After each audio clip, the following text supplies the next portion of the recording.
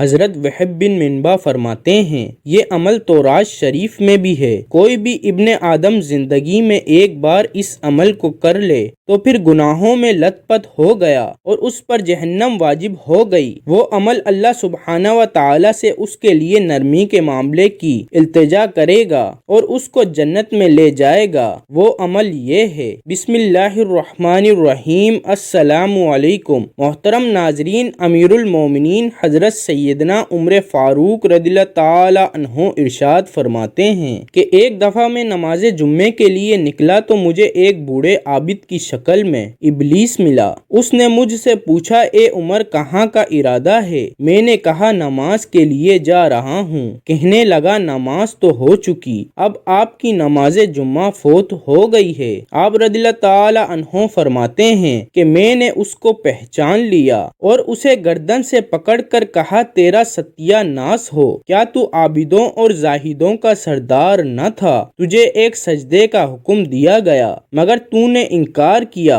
تکبر کیا اور کافروں میں سے ہوا۔ اب قیامت تک تو اللہ عز و جل سے دور رہے گا۔ تو وہ کہنے لگا، اے عمر ذرا خیال سے بولو، کیا فرما برداری میرے بس میں ہے یا بدبختی میری مشیت کے تحت ہے؟ میں نے عرش کے نیچے بہت سجدے کیے، یہاں تک کہ آسمان کا کوئی حصہ ایسا نہیں جس پر میں نے رکوع و سجود نہ کیے ہوں۔ اتنے قرب کے باوجود مجھے کہا گیا تو جنت سے نکل جا کہ تو مردود ہے اور بے شک قیامت تک تجھ پر لعنت ہے۔ تو میں نے اس سے کہا میری نظروں سے اوجھل ہو جا، مجھے طاقت نہیں کہ اس مسئلے میں تجھ سے کلام کروں۔ منقول ہے ایک مؤذن جس نے 40 سال تک مینارے پر چڑھ کر اذان دی، ایک دن اذان دینے کے لیے مینارے پر چڑھا۔ اذان دیتے ہوئے جب حی علی الفلاح پر پہنچا تو اس کی نظر ایک نصرانی عورت پر پڑی۔ اس کی عقل اور دل جواب دے گئے۔ اذان چھوڑ کر نصرانی عورت کے پاس جا پہنچا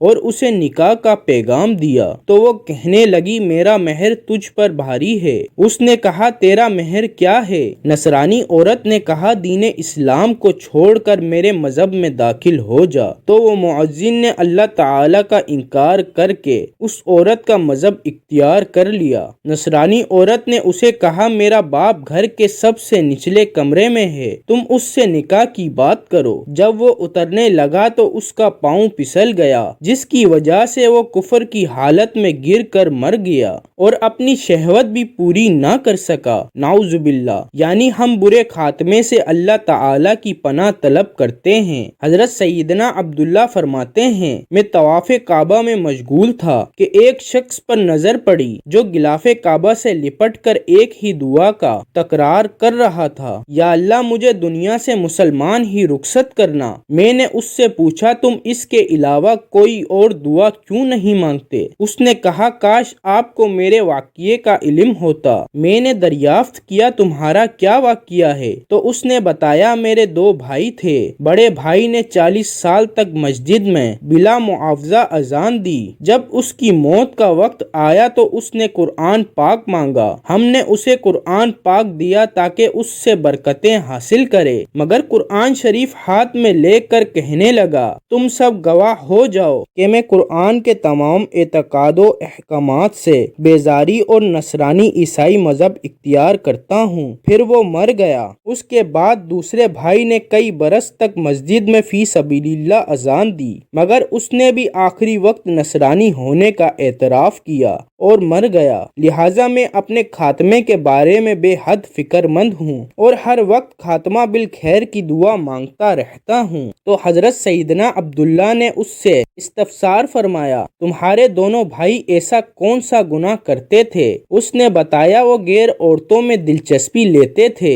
اور مردوں بے ریش لڑکوں کو شہوت سے دیکھا کرتے تھے۔ اے اپنی نظروں کو شہوت میں مستغرق رکھنے والے، اے محرمات کے چاہنے والے، اسے فنا ہونے والی لذتوں سے دھوکہ کھانے والے، تو نے ان قوموں سے نصیحت حاصل کیوں نہ کی جن کو ان کے گھروں سے نکالا گیا اور انہوں نے غفلت کی رسی کو پکڑے رکھا، بس ان کا یہ عذر قبول نہیں کیا جائے گا کہ ہمیں تو کسی نے ڈرایا نہ تھا۔ منقول ہے کہ 2 بھائی تھے، ان میں سے ایک عابد اور دوسرا فاسق تھا۔ عابد کی آرزو تھی کہ وہ شیطان کو اپنی محراب میں دیکھے۔ ایک دن اس کے پاس انسانی شکل شکل میں ابلیس آیا اور کہنے لگا، افسوس ہے تجھ پر، تو نے اپنی عمر کے 40 سال نفس کو قید اور بدن کو مشقت میں ڈال کر ضائع کر دیے۔ تمہاری جتنی عمر گزر چکی ہے اتنی ابھی باقی ہے۔ اپنے نفس کی خواہشات پوری کر کے لذت حاصل کر لے، اس کے بعد دوبارہ توبہ کر لینا اور واپس عبادت کی طرف لوٹ آنا۔ بے شک اللہ تعالی بخشنے والا مہربان ہے۔ یہ سن کر عابد نے اپنے دل میں کہا، میں نیچے جا کر اپنے بھائی کے پاس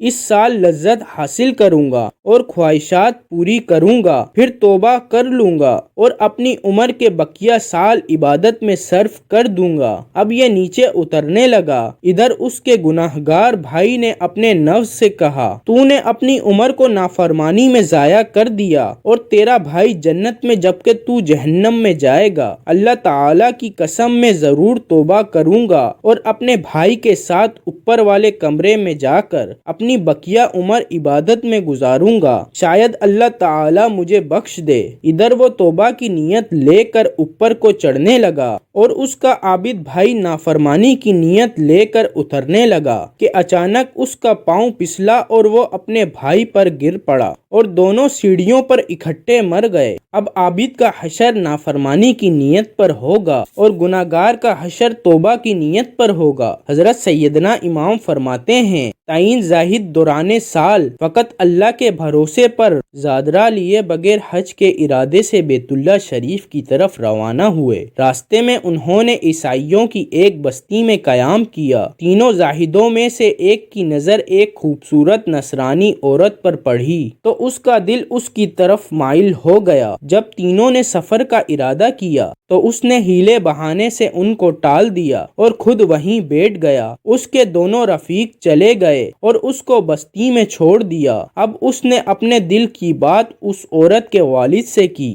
اس نے کہا، اس کا مہر تجھ پر بہت بھاری ہے، تم اس کی طاقت نہیں رکھتے۔ اس نے پوچھا، کیا مہر ہے؟ اس کے والد نے کہا، تو دین اسلام کو چھوڑ کر عیسائیت میں داخل ہو جا۔ چنانچہ اس زاہد نے نصرانی ہو کر اس عورت سے نکاح کر لیا اور 2 بچے بھی پیدا ہوئے۔ آخر کار وہ نصرانیت پر ہی مر گیا۔ جب اس کے دونوں ساتھی سفر سے واپس آئے تو اس کے متعلق دریافت کیا تو انہیں بتایا گیا کہ وہ تو نصرانیت پر مر چکا ہے اور نصرانیوں نے اسے اپنے قبرستان میں دفن کر دیا ہے۔ تو وہ اس کی قبر پر تشریف لے گئے۔ وہاں ایک عورت اور 2 بچوں کو قبر پر روتے ہوئے پایا۔ وہ دونوں بھی زور سے رونے لگے۔ عورت نے ان سے پوچھا، آپ کیوں رو رہے ہیں؟ انہوں نے اس کی عبادت، نماز اور زاہد کا تذکرہ کیا۔ جب عورت نے یہ سنا تو اس کا دل اسلام کی طرف مائل ہو گیا اور وہ اپنے دونوں بچوں سمیت اسلام لے آئی۔ جو مسلمان تھا کفر پر مرا اور جو کافر تھا اسلام لے آیا۔ تو مسلمان کو چاہیے کہ اپنے انجام سے ڈرتا رہے اور اللہ عز و جل سے حسن خاتمہ کا سوال کرتا رہے۔ سب خوبیاں اس ذات کے لیے ہیں جو حمد کی مستحق ہے،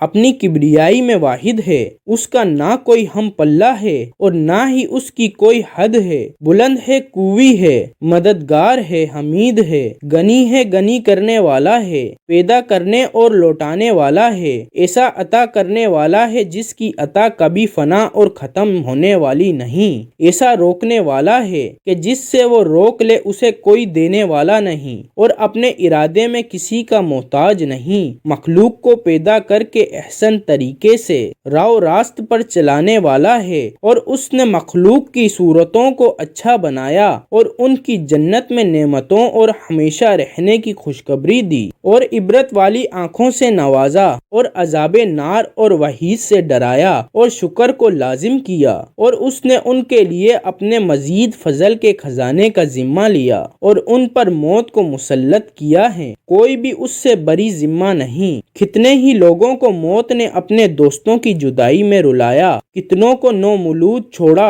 اور ان سب کو گرید و زاری میں مشغول کر دیا۔ حالانکہ اللہ تعالیٰ نے کسی کو غمزدہ پیدا کیا نہ غمزدہ لوٹائے گا۔ موت کے سبب مضبوط عمارتیں برباد ہو گئیں اور موت نے فنا کے سبب اس گھر کے رہنے والوں پر حکومت کی اور روحوں کے پرندے اپنے گھونسلوں سے اڑ گئے اور ان کی عیش زندگی کو تمہی میں بدل دیا۔ زمین میں بادشاہوں، غلاموں، غنیوں اور محتاجوں کی قبریں ایک جیسی ہیں۔ پاک ہے وہ ذات جس نے موت کے ذریعے مغروروں میں سے ہر ایک کو مسلسل ذلیل کیا اور موت کے ذریعے بڑے بڑے بہادر بادشاہوں کو شکست دی اور ان کو وسیع محلات سے اٹھا کر اندھیری قبروں میں پہنچا دیا اور ان کی لمبی لمبی امیدوں کو کاٹ کر رکھ دیا۔ موت نے ان کے آباء و اجداد کو پکڑ لیا اور بچوں کو جھولوں سے اٹھا کر قبروں کو ان کا گھر بنا دیا اور چھوڑوں کو خاک میں ملا کر رکھ دیا۔